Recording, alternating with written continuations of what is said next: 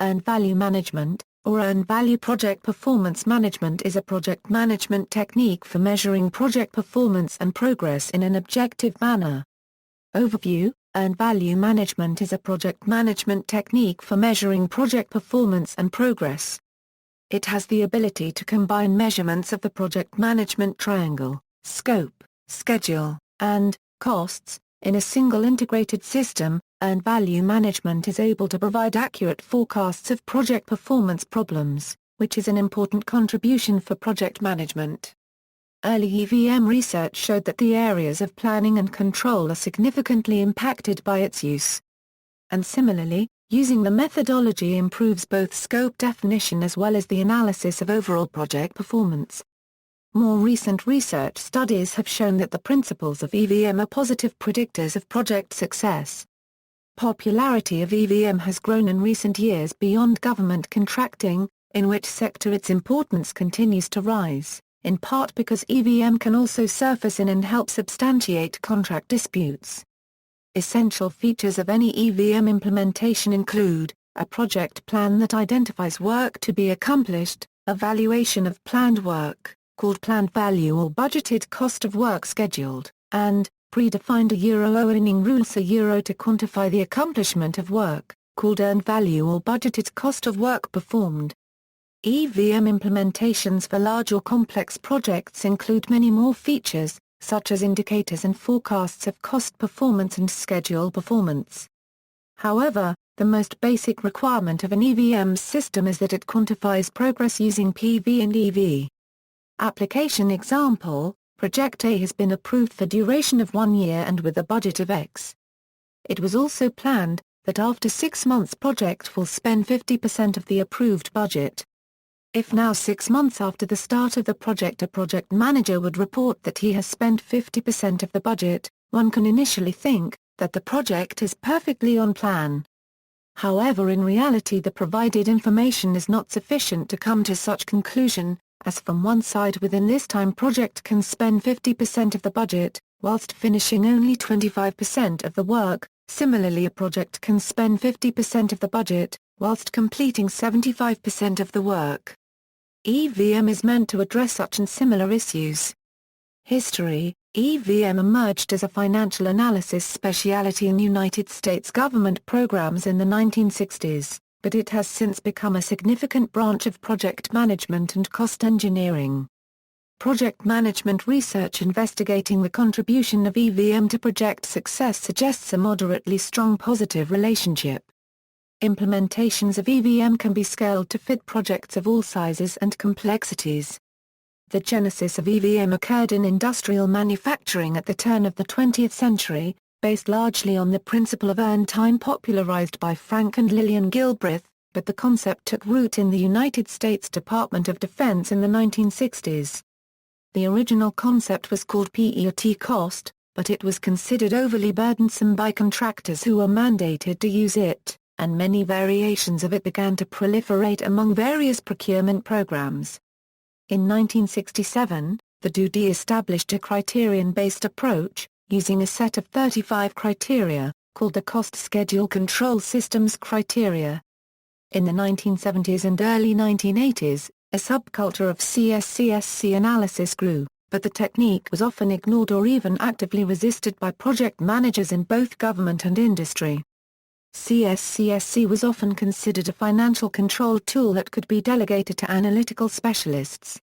In 1979, EVM was introduced to the architecture and engineering industry in a Public Works magazine article by David Burstein, a project manager with a national engineering firm. This technique has been taught ever since as part of the project management training program presented by PSMJ Resources, an international training and consulting firm that specializes in the engineering and architecture industry. In the late 1980s and early 1990s, EVM emerged as a project management methodology to be understood and used by managers and executives, not just EVM specialists. In 1989, EVM leadership was elevated to the Undersecretary of Defense for Acquisition, thus making EVM an element of program management and procurement. In 1991, Secretary of Defense Dick Cheney cancelled the Navy A-12 Avenger II program because of performance problems detected by EVM. This demonstrated conclusively that EVM mattered to secretary-level leadership. In the 1990s, many U.S. government regulations were eliminated or streamlined. However, EVM not only survived the acquisition reform movement, but became strongly associated with the acquisition reform movement itself. Most notably, from 1995 to 1998, ownership of EVM criteria was transferred to industry by adoption of ANSI-EIA 748A standard. The use of EVM expanded beyond the U.S. Department of Defense. It was adopted by the National Aeronautics and Space Administration, United States Department of Energy and other technology-related agencies. Many industrialized nations also began to utilize EVM in their own procurement programs. An overview of EVM was included in the Project Management Institute's first PMBOK guide in 1987 and was expanded in subsequent editions. In the most recent edition of the PMBOK guide, EVM is listed among the general tools and techniques for processes to control project costs. The construction industry was an early commercial adopter of EVM. Closer integration of EVM with the practice of project management accelerated in the 1990s. In 1999, the Performance Management Association merged with the Project Management Institute to become PMIA Euro unregistered trademark's first college, the College of Performance Management. The United States Office of Management and Budget began to mandate the use of EVM across all government agencies, and, for the first time, for certain internally managed projects. EVM also received greater attention by publicly traded companies in response to the Sarbanes-Oxley Act of 2002. In Australia, EVM has been codified as Standards American Samoa, 4817-2003 and American Samoa, 4817-2006. Earned value management topics, project tracking.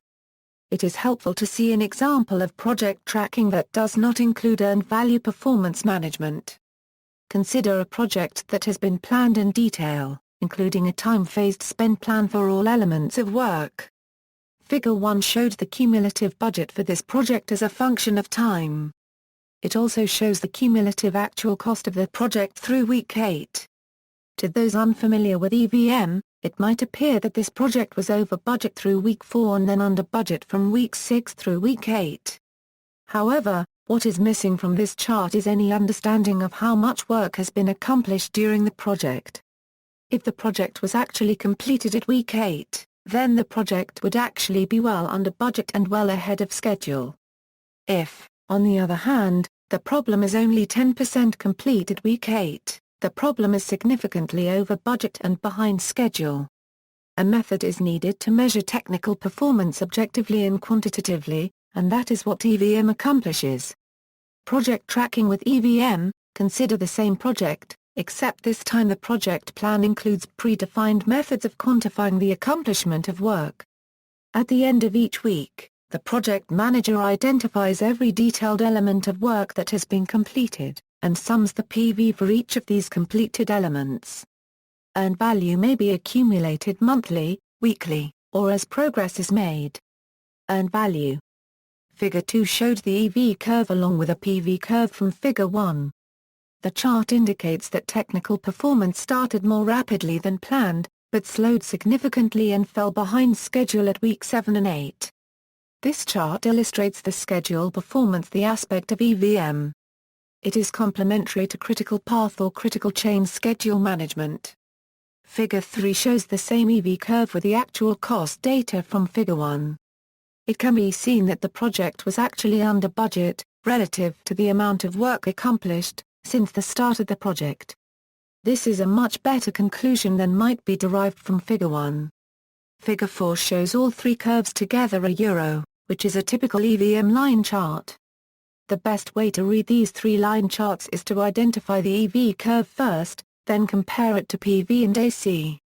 It can be seen from this illustration that a true understanding of cost performance and schedule performance relies first on measuring technical performance objectively. This is the foundational principle of EVM. Scaling EVM from simple to advanced implementations, the foundational principle of EVM, mentioned above, does not depend on the size or complexity of the project. However, the implementations of EVM can vary significantly depending on the circumstances. In many cases, organizations establish an all-or-nothing threshold. Projects above the threshold require a full-featured EVM system and projects below the threshold are exempted. Another approach that is gaining favor is to scale EVM implementation according to the project at hand and skill level of the project team. Simple implementations. There are many more small and simple projects than there are large and complex ones, yet historically only the largest and most complex have enjoyed the benefits of EVM. Still, lightweight implementations of EVM are achievable by any person who has basic spreadsheet skills. In fact, spreadsheet implementations are an excellent way to learn basic EVM skills. The first step is to define the work. This is typically done in a hierarchical arrangement called a work breakdown structure, although the simplest projects may use a simple list of tasks. In either case, it is important that the WBS or list be comprehensive. It is also important that the elements be mutually exclusive, so that work is easily categorized in one and only one element of work. The most detailed elements of a WBS hierarchy are called activities. The second step is to assign a value, called planned value, to each activity. For large projects, PV is almost always an allocation of the total project budget, and may be in units of currency or in labor hours, or both. However, in very simple projects, each activity may be assigned a weighted a point value, which might not be a budget number. Assigning weighted values and achieving consensus on all PV quantities yields an important benefit of EVM, because it exposes misunderstandings and miscommunications about the scope of the project, and resolving these differences should always occur as early as possible. Some terminal elements cannot be known in great detail in advance, and that is expected, because they can be further refined at a later time. The third step is to define a earning rule, so euro for each activity. The simplest method is to apply just one earning rule, such as the 0/100 rule, to all activities. Using the 0/100 rule, no credit is earned for an element of work until it is finished. A related rule is called the 50/50 rule, which means 50% credit is earned when an element of work is started, and the remaining 50% is earned upon completion. Other fixed earning rules such as a 25/75 rule or 20/80 rule are gaining favor, because they assign more weight to finishing work than for starting it, but they also motivate the project team to identify when an element of work is started, which can improve awareness of work in progress. These simple earning rules work well for small or simple projects because generally each activity tends to be fairly short in duration. These initial 3 steps define the minimal amount of planning for simplified EVM. The final step is to execute the project according to the plan and measure progress. When activities are started or finished, EV is accumulated according to the earning rule. This is typically done at regular intervals, but there is no reason why EV cannot be accumulated in near real time, when work elements are started completed. In fact, waiting to update EV only once per month only detracts from a primary benefit of using EVM, which is to create a technical performance scoreboard for the project team. In a lightweight implementation such as described here, the project manager has not accumulated costs nor defined a detailed project schedule network. While such omissions are inappropriate for managing large projects, they are a common and reasonable occurrence in many very small or simple projects. Any project can benefit from using EV alone as a real-time score of progress. One useful result of this very simple approach is to compare EV curves of similar projects, as illustrated in Figure 5. In this example, the progress of 3 residential construction projects are compared by aligning the starting dates. If these 3 home construction projects were measured with the same PV valuations, the relative schedule performance of the projects can be easily compared. Intermediate implementations. In many projects, schedule performance is equal in importance to technical performance. For example, Some new product development projects place a high premium on finishing quickly. It is not that cost is unimportant, but finishing the work later than a competitor may cost a great deal more in lost market share. It is likely that these kinds of projects will not use the lightweight version of EVM described in the previous section, because there is no planned timescale for measuring schedule performance. A second layer of EVM skill can be very helpful in managing the schedule performance of these Euro intermediate Euro projects.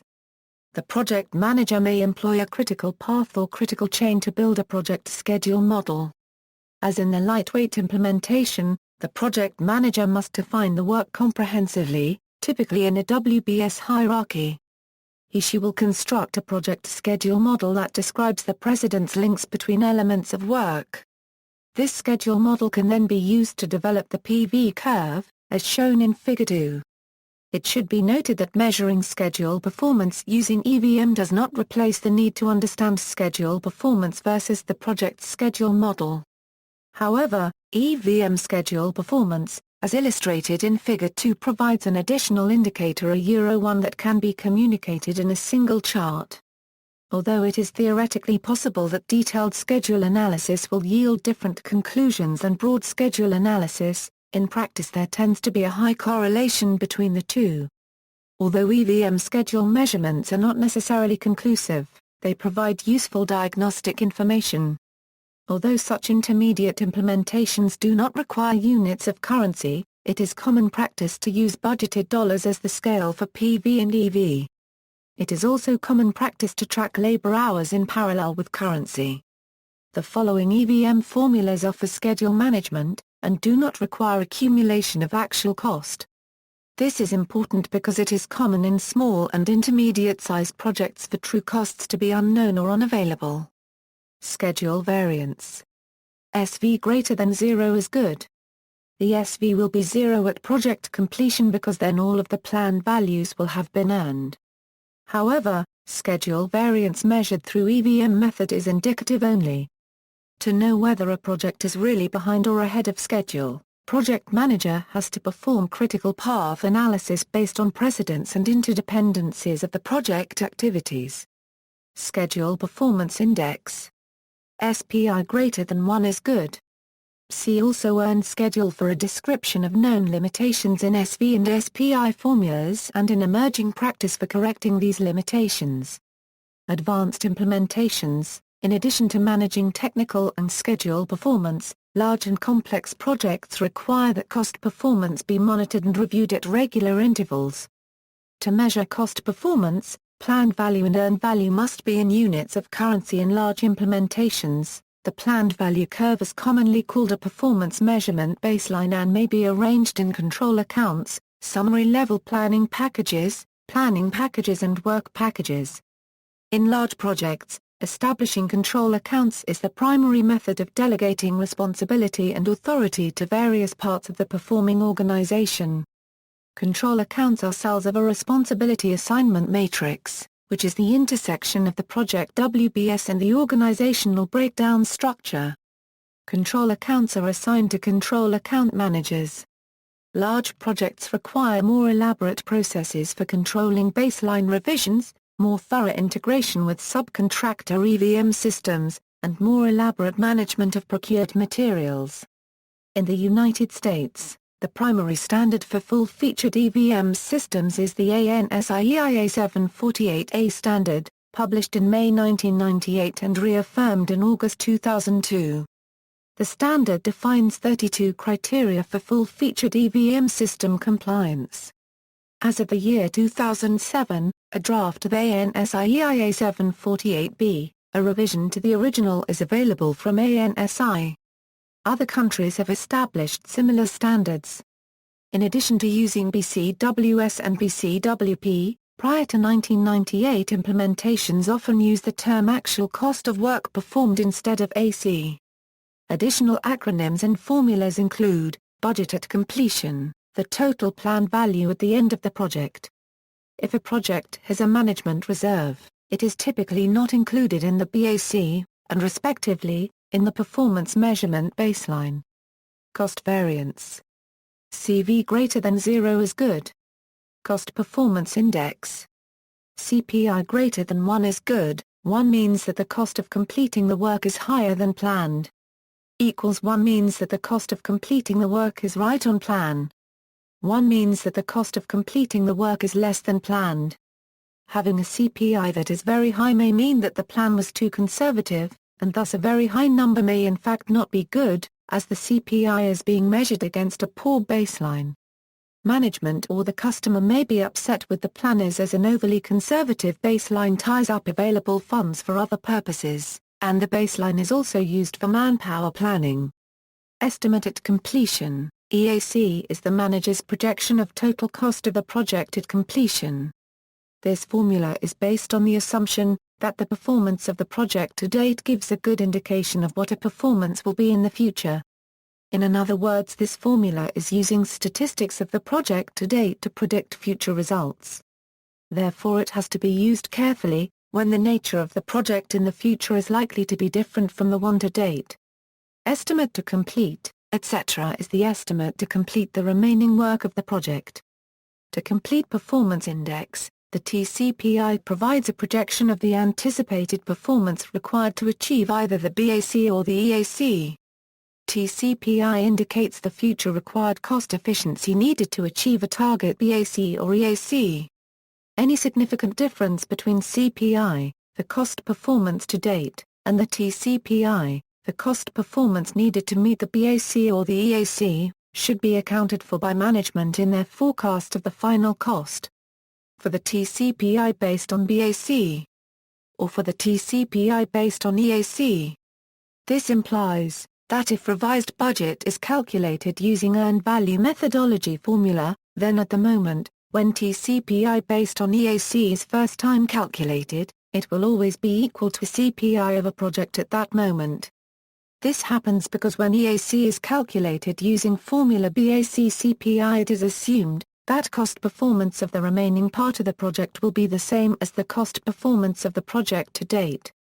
Independent estimate at completion. The EAC is a metric to project total cost using the performance to date to project overall performance. This can be compared to the EAC, which is the manager's projection. Agile EVM, in complex environments like software development, an iterative and incremental or agile approach is often used to deliver complex products more successfully. Agile EVM is used as trend burn-down burn-up graphs to make forecasts of progress towards a completion date transparent. However, EVM techniques are always used for the underlying calculations. Preparation. Setting up Agile EVM is similar to a simple implementation of EVM with the following preparation steps. All project work is gathered as work items and managed in a single ordered list. Planned value is determined by estimating the relative size of a work item compared to other items. Story points are used as the unit of measurement for PV and EV. The one, and only, earning rule is that when a work item is done, then the corresponding story points for a work item are earned. To agree what done means, project teams establish and share a definition of done, listing all criteria a work item has to comply with before it's considered done. To mitigate project risks, no partially done work items are ever considered. Practices. Agile EVM is now all about executing the project and tracking the accumulated EV according to the simple earning rule. Because Agile EVM has been evolving for many years, the following practices are well established. EV is accumulated at fixed time intervals of 1 to 4 weeks. PV and EV is graphically tracked and extrapolated as remaining value in a release burndown chart as shown in Figure 6. Rather than a S-shaped curve, the PV in Agile EVM is a straight line because an Agile project has no distinct phases and corresponding variances in the rate of value delivery. The EV and story points done in one fixed time interval is known as the velocity of a team. In Agile, scope change is embraced and the amount of added scope in story points is added to the velocity or scope floor. The latter is shown in Figure 6, where several scope increases have lowered the scope floor below the x-axis. The advantage of using a scope floor is that any scope changes can easily be separated from velocity variances. The intersection between the remaining value and scope floor lines indicates the expected release date and the corresponding remaining budget. Calculations. Agile EVM is based on transparency and therefore graphically used in various trend charts. However, all EVM formulas can still be used in Agile EVM by expressing the input variables like EV, PV and AC as percentages of the number of planned or earned story points of the total number of story points, or financials by distributing the project budget over the total number of story points. Agile embraces change and therefore scope is considered variable. Instead of using the initial estimate in total number of story points, in Agile EVM calculations always the latest estimate in total number of story points is used to calculate CPI, SPI, EAC, etc. Schedule performance. The use of SPI in EVM is rather limited in forecasting schedule performance problems because it is dependent on the completion of earned value on the critical time path, CTP. Because Agile EVM is used in a complex environment, any earned value is more likely to be on the CTP. The latest estimate for the number of fixed time intervals can be calculated in Agile EVM as initial duration in number of fixed time intervals /SPI or latest estimate in total number of story points /velocity. Limitations. Proponents of EVM note a number of issues with implementing it, and further limitations may be inherent to the concept itself. Because EVM requires quantification of a project plan, it is often perceived to be inapplicable to discovery-driven or agile software development projects. For example, it may be impossible to plan certain research projects far in advance, because research itself uncovers some opportunities and actively eliminates others. However, another school of thought holds that all work can be planned, even if in weekly time boxes or other short increments.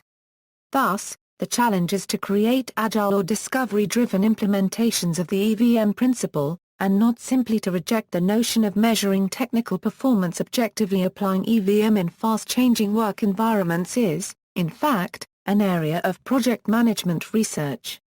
Traditional EVM is not intended for non-discrete effort. In traditional EVM standards, non-discrete effort is called a or a level of effort. If a project plan contains a significant portion of LOE, and the LOE is intermixed with discrete effort, EVM results will be contaminated. This is another area of EVM research. Traditional definitions of EVM typically assume that project accounting and project network schedule management are prerequisites to achieving any benefit from EVM. Many small projects don't satisfy either of these prerequisites, but they too can benefit from EVM, as described for simple implementations, above.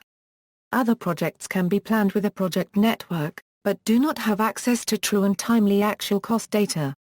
The systems that feed the data required by earned value management are usually in silos rather than interfaced and integrated. In practice, the collection of true and timely actual cost data can be the most difficult aspect of EVM. Such projects can benefit from EVM, as described for intermediate implementations, above, and earn schedule. As a means of overcoming objections to EVM's lack of connection to qualitative performance issues, the Naval Air Systems Command PEO-A organization initiated a project in the late 1990s to integrate true technical achievement into EVM projections by utilizing risk profiles. These risk profiles anticipate opportunities that may be revealed and possibly be exploited as development and testing proceeds. The published research resulted in a technical performance management methodology and software application that is still used by many DoD agencies in informing EVM estimates with technical achievement. The research was peer-reviewed and was the recipient of the Defense Acquisition University Acquisition Research Symposium 1997 ACCA Award for Excellence in the Exchange of Information in the Field of Acquisition Research. There is the difficulty inherent for any periodic monitoring of synchronizing data timing, actual deliveries, actual invoicing, and the date the EVM analysis is done are all independent, so that some items have arrived but their invoicing has not, and by the time analysis is delivered the data will likely be weeks behind events. This may limit EVM to a less tactical or less definitive role where use is combined with other forms to explain why or add recent news and manage future expectations. There is a measurement limitation for how precisely EVM can be used, stemming from classic conflict between accuracy and precision. as the mathematics can calculate deceptively far beyond the precision of the measurements of data and the approximation that is the plan estimation. The limitation on estimation is commonly understood but is not visible in any margin of error.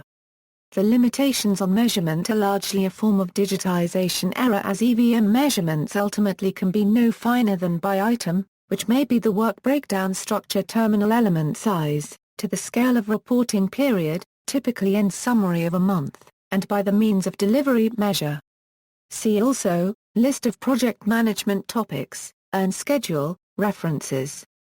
Further reading, Humphreys, Gary. Project Management Using Earned Value. Humphreys and Associates. ISBN 0-9786114-0-0. Philipson, Eric and Sven Antvik. Earned Value Management, An Introduction. Philipson Biz. ISBN 978-91-977394-5-0. Project Management Institute. Practice Standard for Earned Value Management.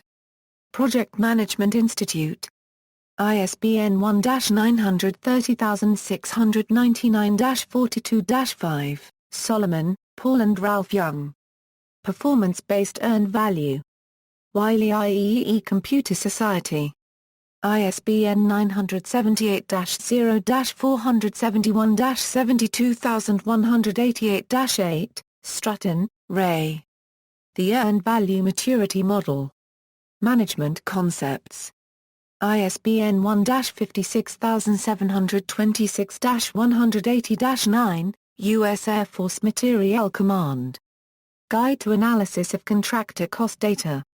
EVPM 65-501, Defense Contract Management Agency Earned Value Implementation Guide DAU link ISBN 978-1,468,178,289, External links, EVM at NASA, DOE 413.3-10, Earned Value Management System. United States Department of Energy. May 6, 2008. U.S. Office of the Undersecretary of Defense for Acquisition, Technology and Logistics Earned Value Management website, measuring integrated progress on Agile software development projects, monitoring Scrum projects with Agile Evm and Earned Business Value Metrics, UK Mod online training using Flash Player, US DoD Acquisition Community Earned Value Management website, U.S. Defense Contract Management Agency Guidebook, EVM Earned Value Management General Definitions, EVMS Surveillance Instruction, U.S. Defense Contract Management Agency.